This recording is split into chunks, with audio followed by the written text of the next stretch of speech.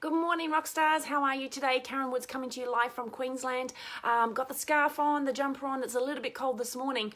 But my question to you today is, if you could say in one word what you want more of in life, what would that word be? And, as we go through today, feel free to pop your comments below. If you're watching the replay, pop your comments below. I'd love to hear what it is for you that you're wanting more of in your life. And the common theme that comes up when I'm talking to a lot of people is actually most people are not even aware of what they want. But I went and did a bit of a search to see what the number one thing is that people are really wanting to look for in life and what they want more of. And the one word that came up more than anything was happiness. So, maybe that's a word that comes up for you. And the problem with the biggest challenge with this is most people actually don't know what it is they want to do. So often the what becomes so hard is that how do you achieve happiness? How does that come about? How do you maintain happiness? In my previous jobs and with what I do now, one of the things that I see that continually escapes a lot of people, and particularly women, is because they don't really understand what makes them happy, and often we don't spend enough time to really understand ourselves. And why I say particularly women, and if you relate to this, certainly drop some hearts and some likes, and let me know how you're feeling about this. But one of the things that often happens is that we tend to search outside of ourselves, or we put everyone else before us. And when we're searching outside of ourselves for happiness, maybe it's in your job, maybe it's in your family, maybe it's in your husband, your partner, maybe it's a paycheck, maybe it's a fancy car or a fancy house. When we start looking externally for happiness, these are things that are outside of your control. And so what happens is that's always going to be a moving target. So how then do we ever attain happiness? And so what happens is we tend to go on a search for the things that we think we want, but we don't really spend enough time, working on ourselves to understand what it is that sets our heart on fire, what sets our soul on fire. Now, I'm not saying that you can't have happiness with your partner, with your family, with your children, with a job, with, external factors. I'm not saying that those things don't bring happiness. Of course they can, 100%. Hey, Denise, welcome. Thanks so much for jumping on.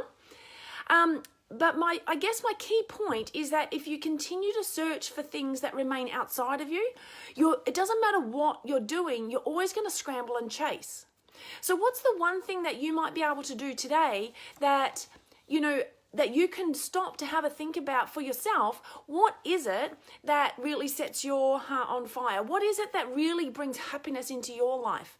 What are the things that set you on fire? And it sort of alludes me to another part, which I believe is a massive part of happiness, and it's the art of fulfillment. So you can strive to make lots of other people happy, and all the surroundings around you appear to be happy. But if we don't have the art of fulfillment, then that to me is we've lost.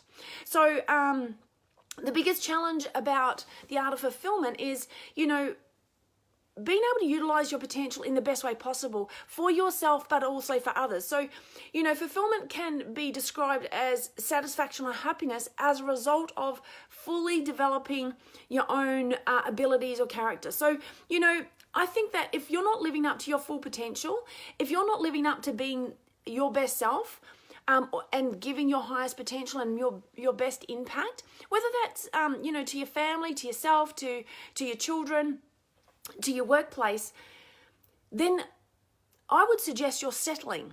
And you're settling for something much less than you know that you're capable of. And I know I've done that in the past myself, and it hurts. It hurts a lot.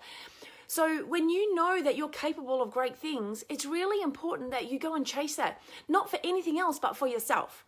Okay, so living up to your highest potential, that does actually mean you need to leave your comfort zone.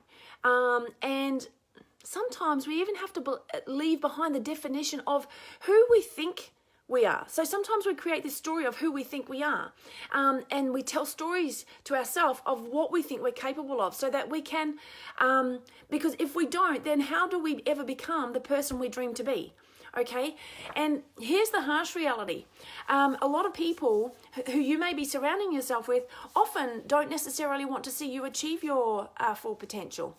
It's you know, they're naysayers. They want to knock you down, and it's not because they don't believe in you. They're fearful for you. They live in more of a fear state.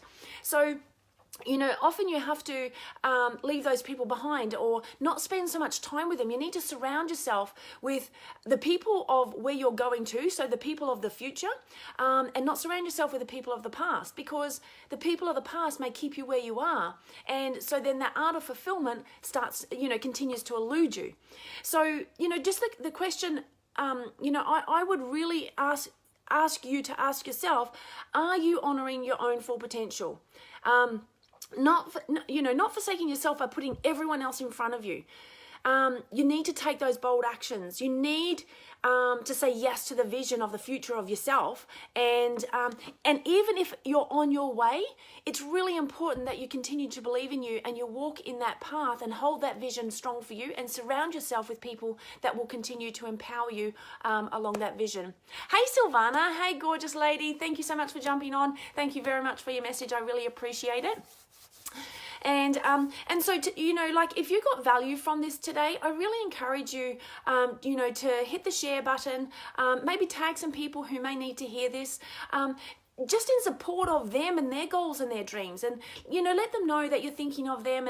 And you know, if someone is aspiring to something, to be their best self, to have their art of fulfillment, you know, within themselves, so that they can become better, stronger, wiser, and be the best version of themselves, tag them below. Love you to share this with them, because there's so many of, you know, of all my friends doing such great work. And I just want to recognize you and say thank you.